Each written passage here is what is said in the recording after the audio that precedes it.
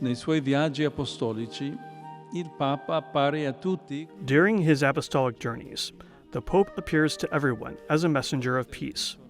His travels are what they should always be: bridges of dialogue, encounter, and brotherhood. Incontro di fraternità. With these words, Pope Leo addressed the delegation of the Italian flag carrier that takes him around the world during his pilgrimages all over the world.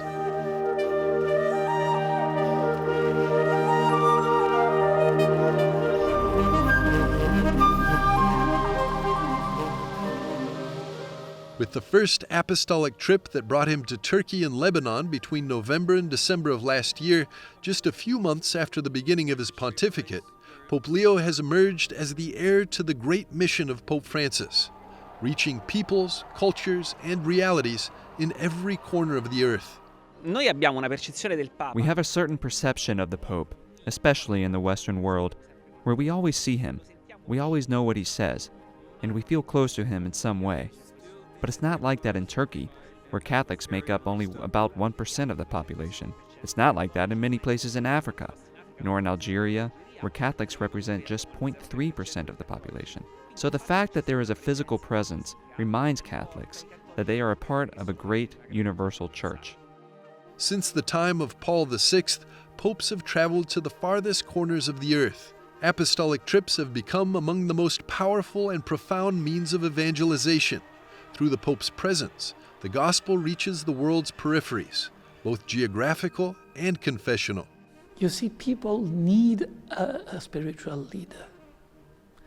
When he comes to see you, they feel that there is hope, and so they come. There are floods of people come into the streets. There were even the Muslims in Lebanon with the Vatican flag and the portrait of the Holy Father, and here the portrait of Khomeini, because they are Muslims. But they come, particularly the children, they want to show that the guest is welcome, because you are a man of peace.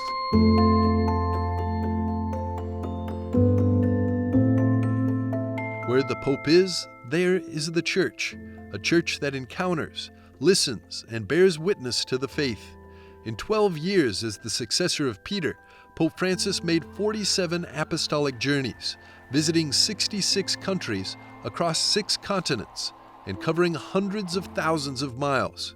His journeys were concrete acts of evangelization, visible signs of a church that goes forth, reaching people where they live, suffer, and hope. Dili, Timor-Leste, encuentros con los huérfanos. In Dili, East Timor, during a meeting with orphans, we met a boy who was born without arms. Seeing this, his mother had left him in front of a convent of nuns. He was about 8 years old. After the meeting, I stood close to the Holy Father, and he asked how, thanks to modern technology, the boy could be helped to have arms. That concern, that interest in the fate of a poor child who had no one, has stayed with me forever. Me quedó para siempre.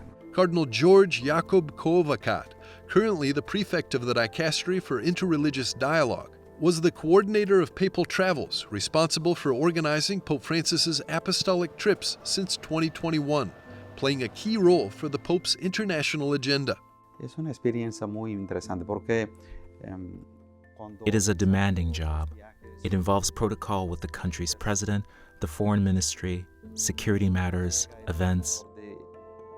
But when the successor of Peter arrives, something changes. One experiences the closeness of faith. uno vive esta experiencia de fe. Pope Leo's travel agenda for this year is truly very full and intense, but also makes room for surprising countries.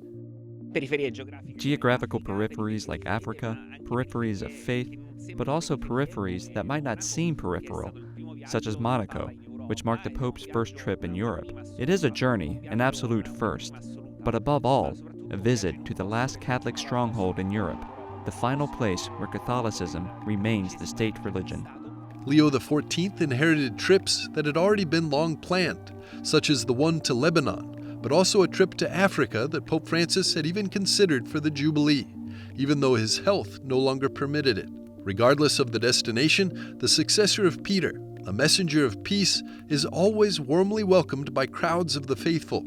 Pope Leo has great charisma, captivating hearts wherever he travels. He's always ready to listen. He listens a lot.